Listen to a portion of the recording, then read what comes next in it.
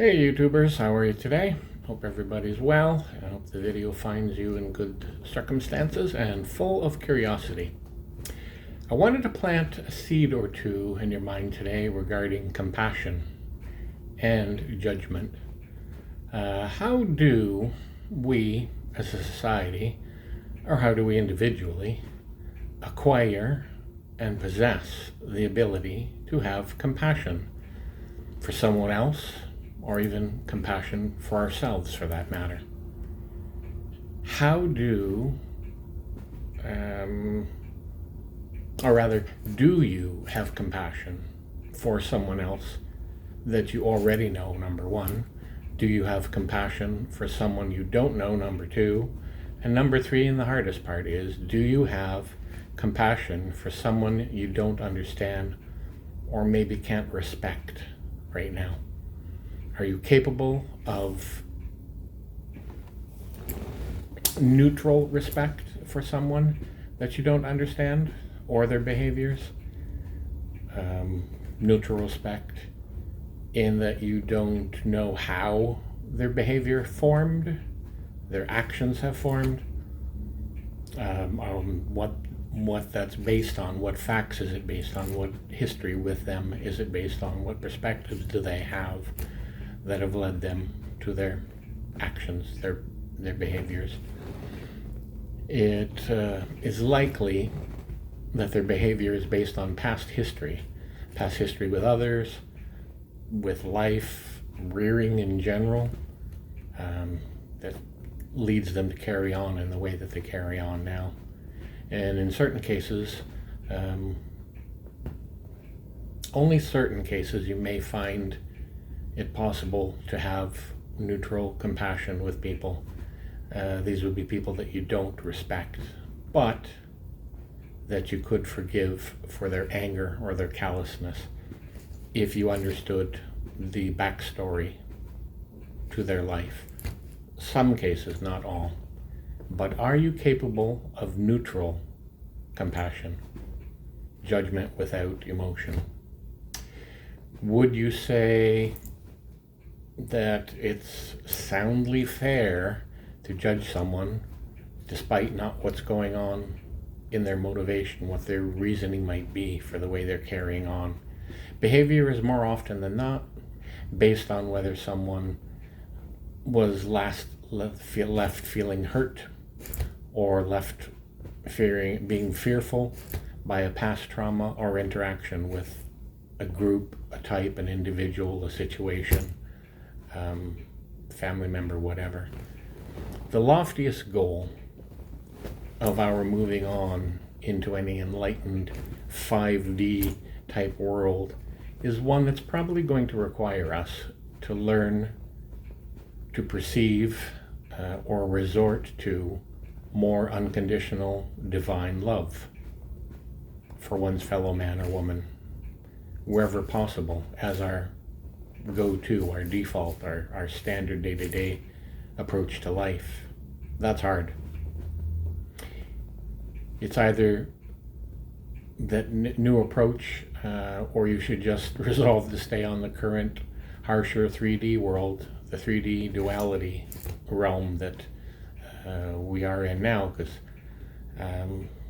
ultimately we have to remember that those other people, they are us and you are them, or we are them, if we all come from the same source, are made of the same materials, are made of the same molecules, the same spiritual energy, and belonging to the same next realm and next energy.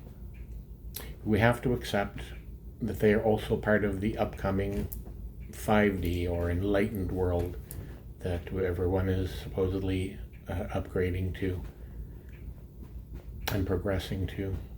So they're going to be part of our reality to some degree. Now, I realize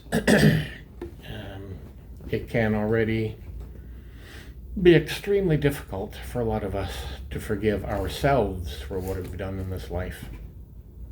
Sometimes that's even more difficult a task when finding forgiveness for someone outside of you, and especially if it's someone you don't quite respect for their opinions, their actions.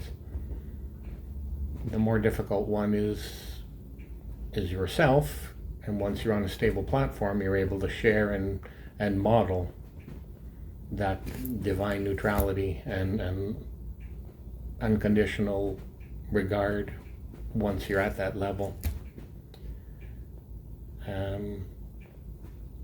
Are you capable of these things at the moment? I'm talking out loud. I'm not professing that I'm there. It's a difficult thing for all of us, I'm sure. But are you capable, even if you aren't there now? A question you should ask is, are you capable of that for the future? And it's not easy, especially when we are maybe emotionally attached to situations, or even ones where we've been attacked in the past. It's hard to emulate, to display, to carry on the tradition of neutral, unconditional, divine type love.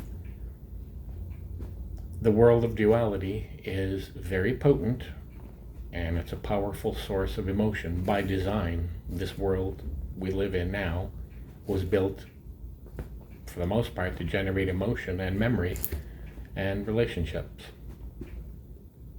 Would you at least concede that it is possible that with karmic behaviors in this dualistic 3D world,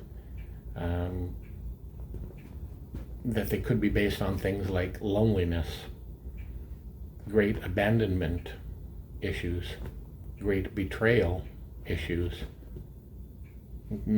possibly even great past violence or great unforgivable abuses?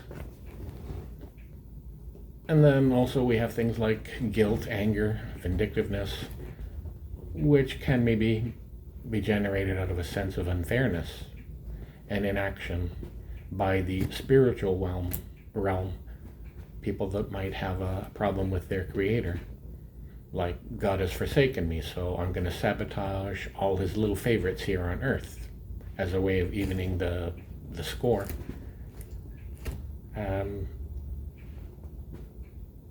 People might be thinking, why does my neighbor, or why does my cousin, or why does my sibling have more advantage than I do in life? I'm going to settle accounts and sabotage God's people. The pits of despair and darkness can run deep, galactically deep, spiritually deep, and even psychiatrically deep. The great darkness and despair can sometimes become a playground for those whom it's too painful to step back from their anguished emotion. Maybe too painful to envision a life on the lighter side, too painful to exist within the parameters of decency, especially if the others are perceived to have unfair advantage. Now, be it social advantage, financial advantage, it even could be perceived as spiritual advantage, where some people are trying to compare themselves to someone else.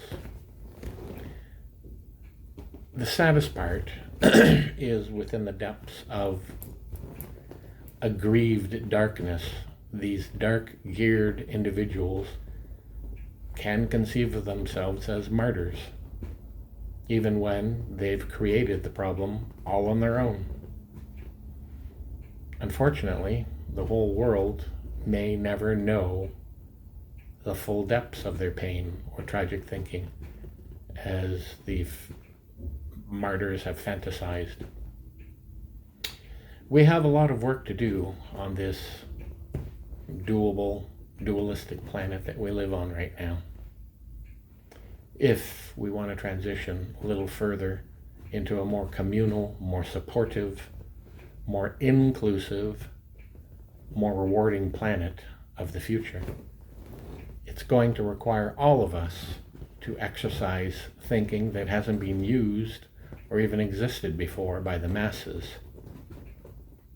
The unfair role of the enlightened, or the Enlightenment leaning population is going to have to bear the brunt of teaching those, assisting those with unenlightened perspectives to move towards that path of life, light, and unconditional existence.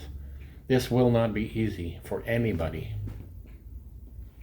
The universe and divine realm will offer countless new opportunities with challenges to learn for more productive behaviors and social skills.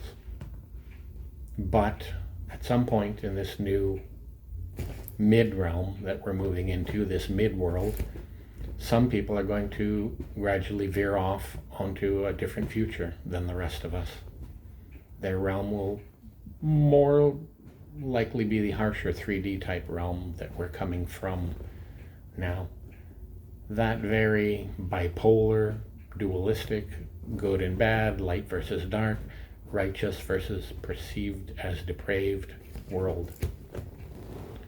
That remaining 3D based realm will be very harsh, very old world thinking, very brutal, very oppressive, very manipulative, and very unsafe for those who aren't king of the jungle types.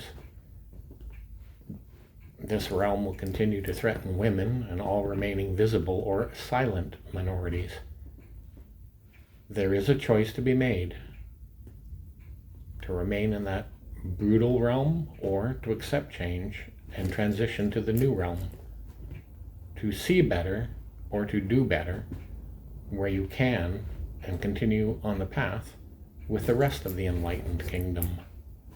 Our brutal world has shown much disdain for the natural world, including animals, plants, our oceans, and they've all been abused and destroyed, these ecosystems and resources. We have to come from a very, we have come, not have to go to, we have come from a very selfish, destructive, uncaring, unmaintainable approach to living, a lifestyle. The new world will definitely pose a challenge for people with their emboldened and inflexible thinking. It'll require a maximum of courage to break away from the failed traditions of our past. It'll also require maximum optimism in moving forward into this new world that we can develop into a more loving, thoughtful, supportive, and equal type lifestyle.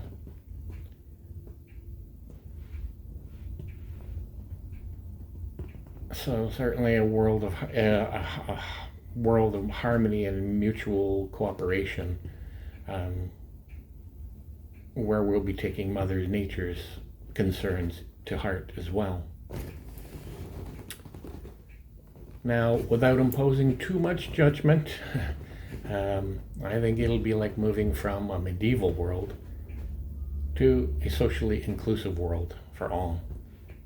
A world or a realm where everybody is admittedly equal to one another, despite your fear, despite your level of discomfort, despite any judgment you have of your neighbor or family.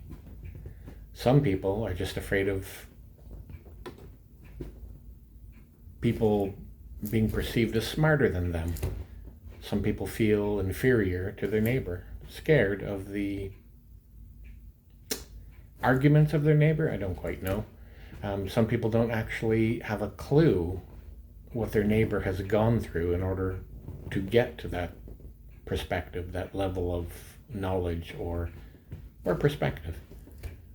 Try walking a mile in their shoes. You might understand why they have the perspective they have, and why they're so enlightened on a certain topic, and why you perceive them as so wise or threatening.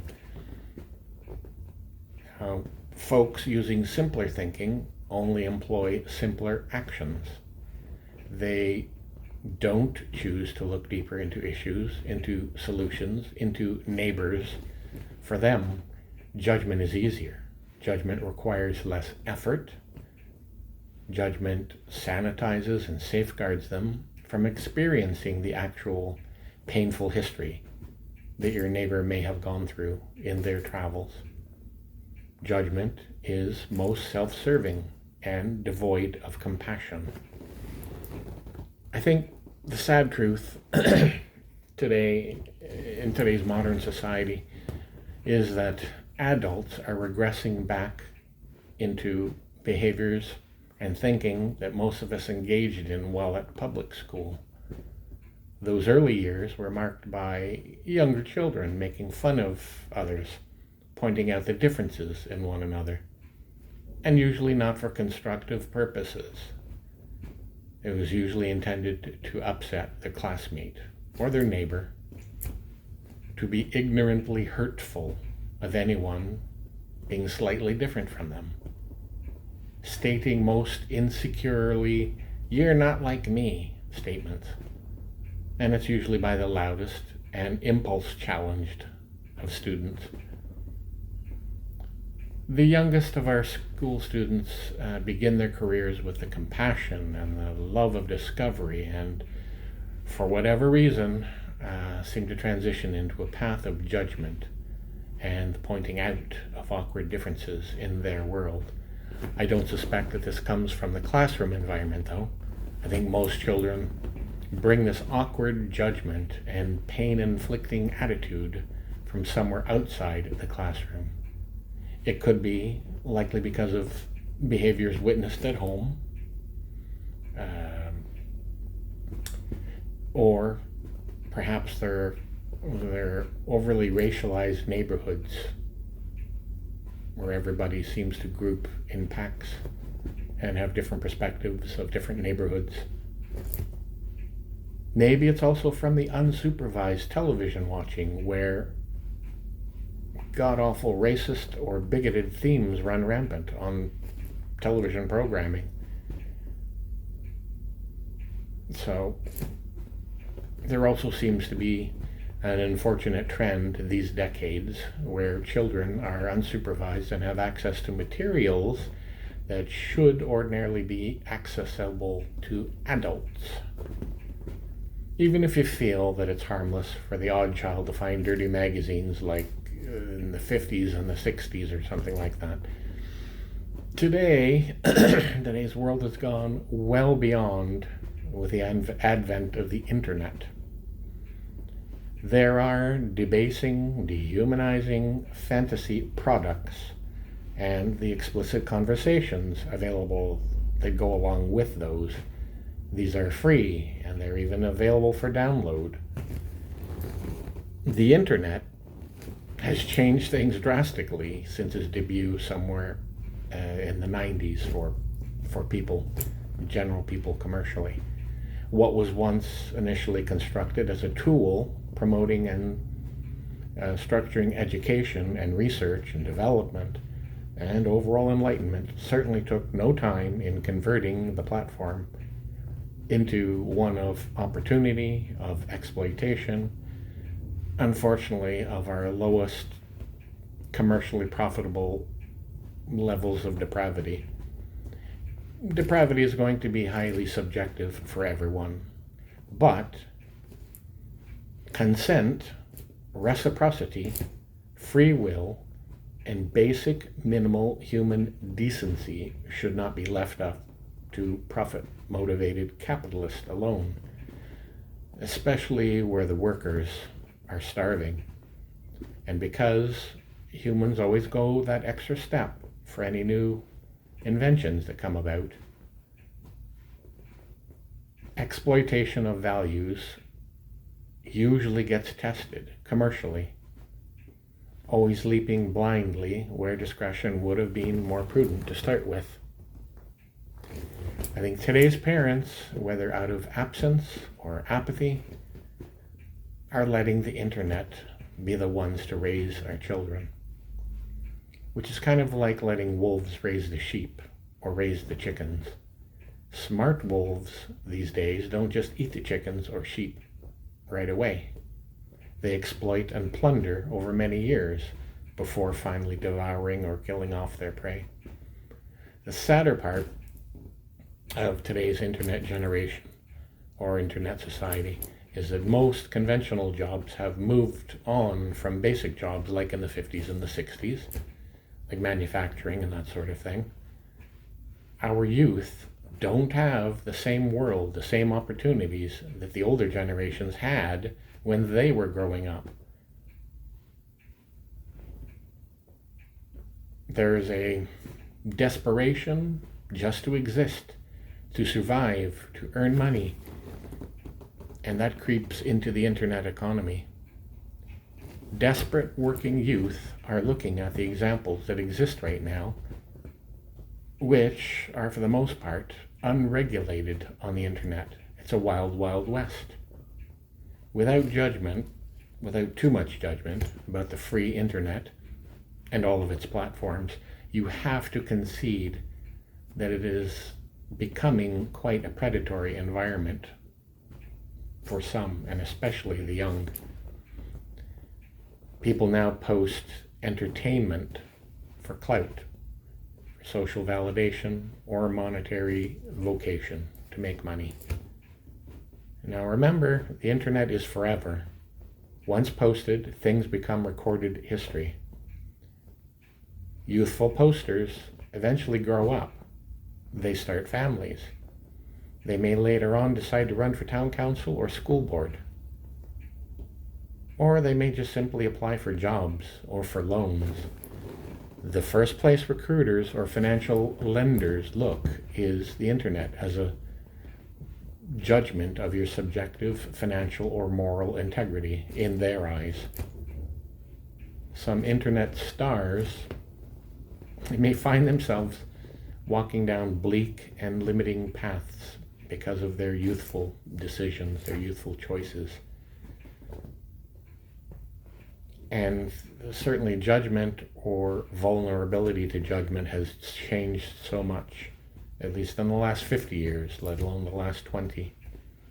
The internet has become a major source of economic redistribution and employment.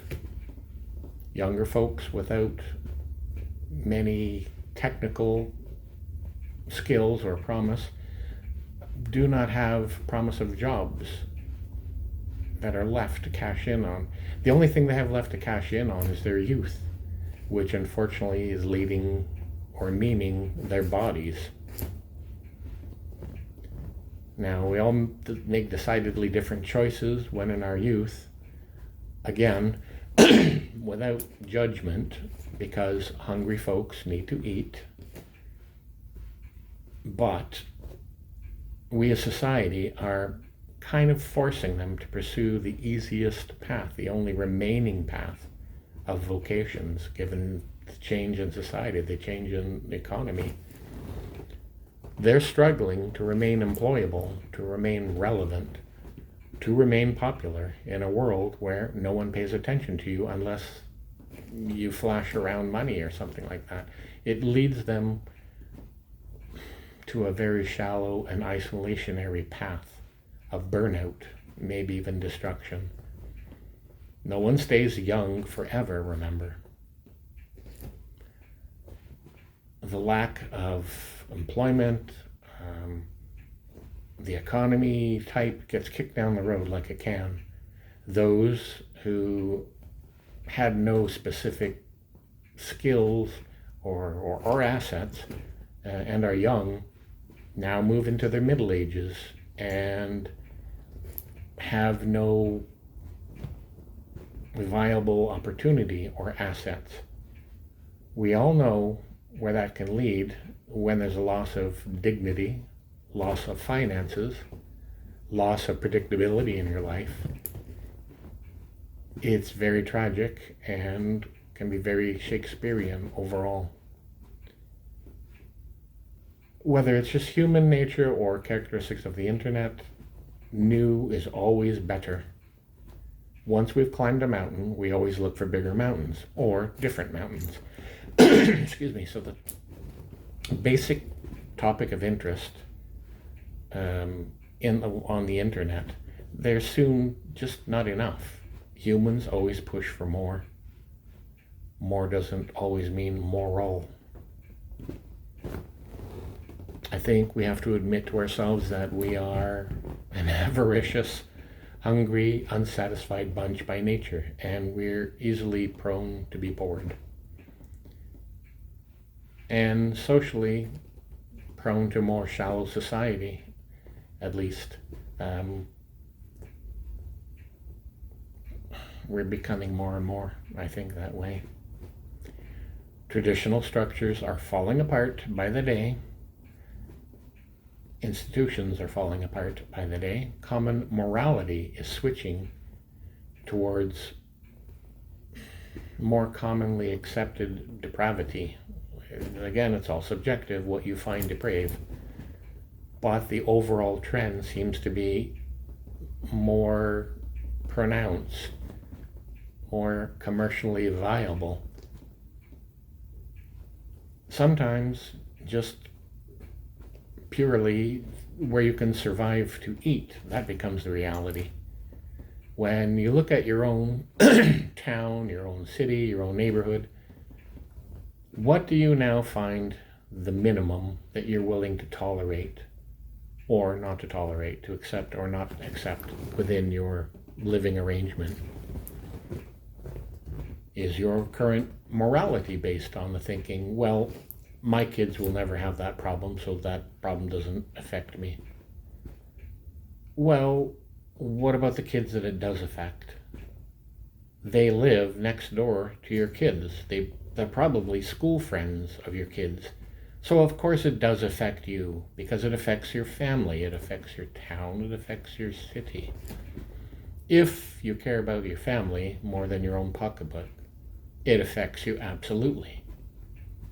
You can take on that old argument about not being your brother's keeper, but at some point you have to draw a line, and you have to help out where the community, your neighborhood, your town, requires you to participate, to help out.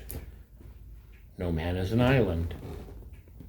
Do you want to wait until all the townsfolk take up pitchforks and torches and camp outside the front of your house complaining about how selfish you are about something? It may not stay civil forever. You either help with solving the problem, or you are the problem, or you help perpetuate the problem at least. What is the minimum level of involvement that you conceive as community responsibility?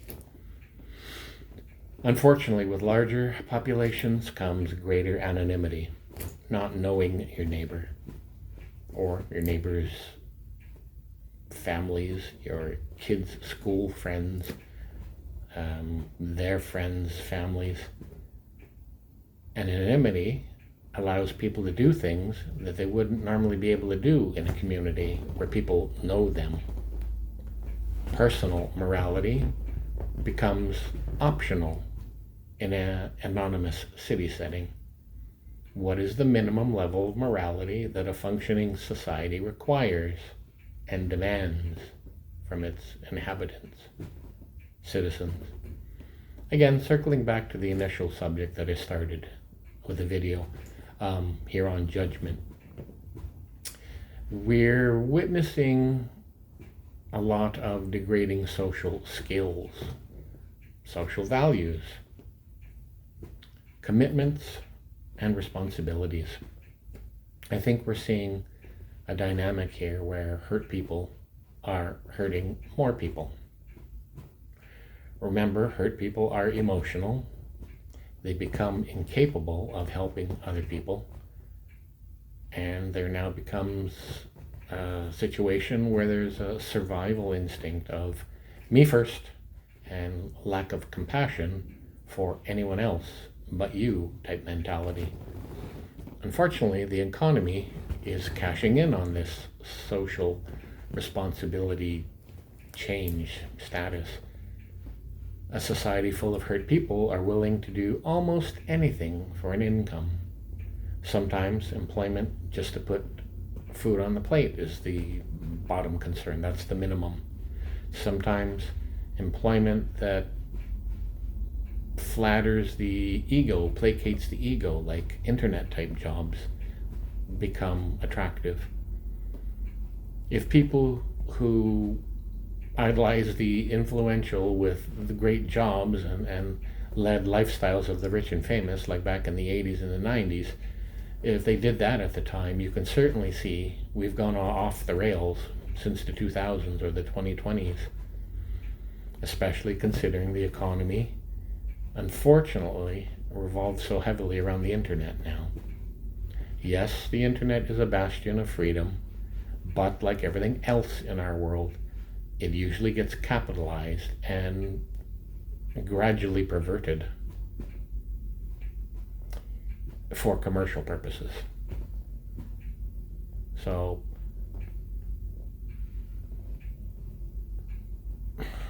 the good things that the internet originally brought us don't make money anymore. They're just not as profitable. They're not as novel, they're not as sensational, and they've leaned more towards libidinal. Again, keeping moral judgment out of the picture here for a moment, because I'm not comfortable just preaching at people. That's not my place. I'm just voicing an opinion. I don't hold knowledge or status to be judging. I just want us to be more objective and fair, have an open-eyed view of how society has been changing over the last 50 years, 20 years. And I fear it's only going to veer even more.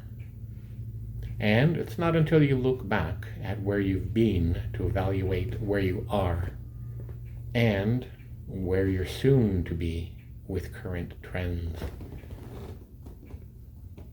What is it that generates money now? What is considered commercially viable and acceptable? It may be switching to something more debasing, more dehumanizing, I'm afraid, in the long term. Societies change, morality changes, sensibilities change. I'm more afraid of it being a trend towards where it's more harmful to children, let alone the quote-unquote adults. Judgments again aside, in this newly developing world economy, I am concerned for the lack of options that our youth have left. Dignity should never be commoditized, certainly not by employers and certainly not by platform exploiters. The popularity of teenagers should also never be exploited for corporate profit by insisting that the more visible or the more risque your videos on the platform are more likable. Free will is a sacred and magical thing, yet whose free will actually matters most, and how free is that free will exactly, if basic income and survival become part of the trade-off? When does free will actually rob everyone, our youth, of their future? I think I'll wrap it up there. Thank you for your interest. I hope I've inspired some thought within you about the future and what maybe we can do to help make these changes less dark, less severe, less hopeless. I hope everybody's well. If you have any suggestions or comments for topics, I would love to hear from you, and I thank you for your tuning in. God bless and be well, everybody.